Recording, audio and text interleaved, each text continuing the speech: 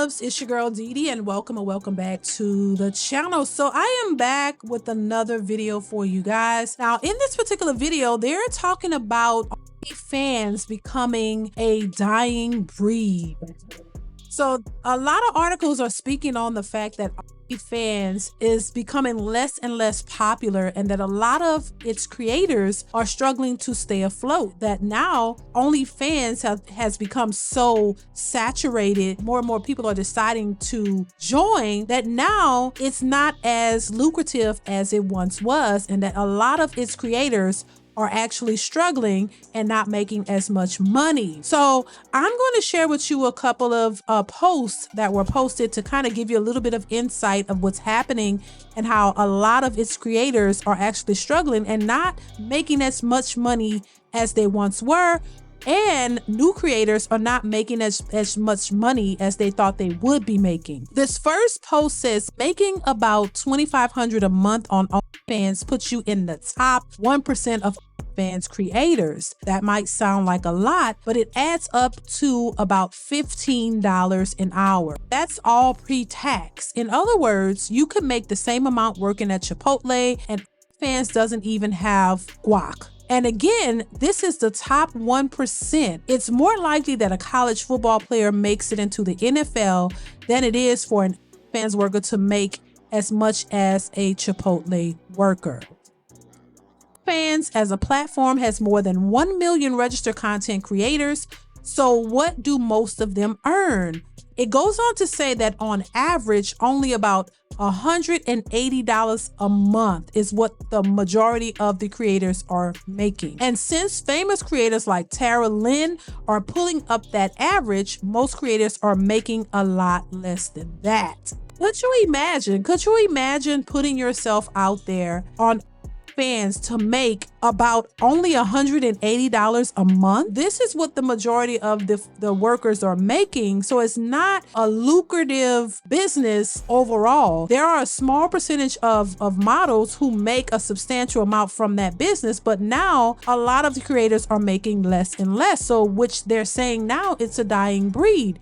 And my thing is, what are these models gonna do when this is all over? When they're no longer able to make a substantial living off of OnlyFans, what are they going to turn to next? Because we know this type of industry, the sex industry, has been around forever. And to me, it's the route that a lot of people unfortunately take when they can't make it in the real world. When they can't make enough money or find a career that pays them a decent amount of money, a livable wage, a lot of women tend to turn to this type of work. And while I don't particularly agree with this type of work, I know that this is something a lot of women turn to because it's, in their minds, the only way that they can actually make a living and take care of themselves. Another article goes on to say the second problem with this type of content is that the market is oversaturated, which I agree. A lot of it's oversaturated. It says you have to have better premiums. You have to be consistent and creative in your content to stay afloat and be at the top of the numbers. Many women don't have the time or want to put in an effort for that, so it isn't surprising they are broke now. This article also goes on to say that the plunging economy has been hard on one particular sector, say workers who say that decades high inflation has forced their clients to cut back on discretionary spending. One woman wrote that she left her $84,000 a year nursing job to earn a monthly six-figure income on OnlyFans. She told the Post on Friday that she and other online creators have seen their incomes take a hit recently. Many top creators are hurting really bad. It's definitely something that's happening. So what does this mean for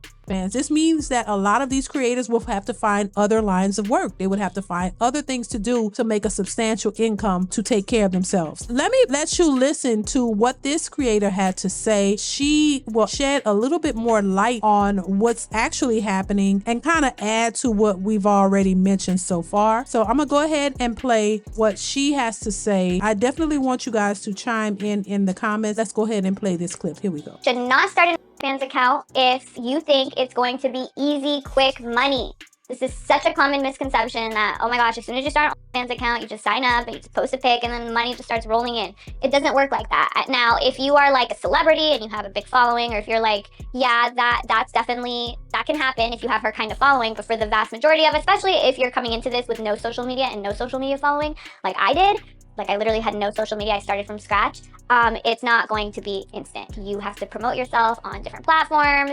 It's not easy, it's not quick, and it's going to take time and consistency before you are going to probably see the results that you want to see. So that's what she had to say. She is a OF creator, and that's her take on it. And apparently, like anything else, you have to promote it, you have to work it in order for you to be at the top, for you to make a substantial amount of money. But what they're saying is they've seen a decline in the amount of money that these creators make because it's just not as lucrative as it once was.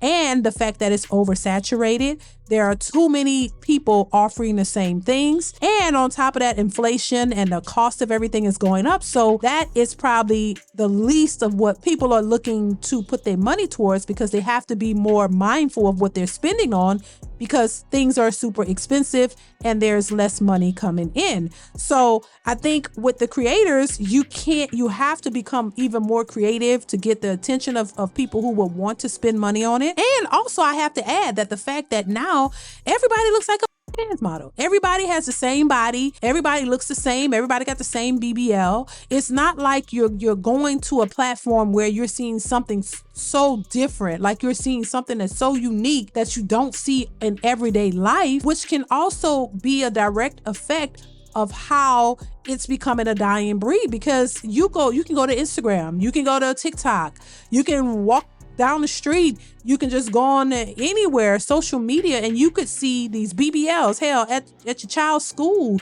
the women in line, you see these types of bodies. You see these same types of women on social media just displaying everything. So it's not something that a lot of men are rushing to buy into or pay into, because it's become the norm. It's not as tantalizing. It's not as tantalizing to men because they see it often. So it's not shocking to me that this is becoming a dying breed, that these women are going broke because they can't make the money that they once made or the money that they thought they would make doing this, because it's not as popular and it's oversaturated. And now it's not anything special. You know what I mean? So now less and less people are spending money on it. So what do you guys think about this? What do you think about the fans dying out, becoming a thing of the past? Do you think that is a true statement? Do you agree with what's happening there, or do you disagree? Or what's your thoughts in general on this whole situation? I definitely want to hear from you guys. Let me know what you think in the comments below. Don't forget to subscribe and like the video, share the video if you can, and hit that notification bell to be notified when I upload new content. So let me know what you think in the comments below. I want to hear from you. Thank you guys so much for watching, and I will see you in the next one. Bye.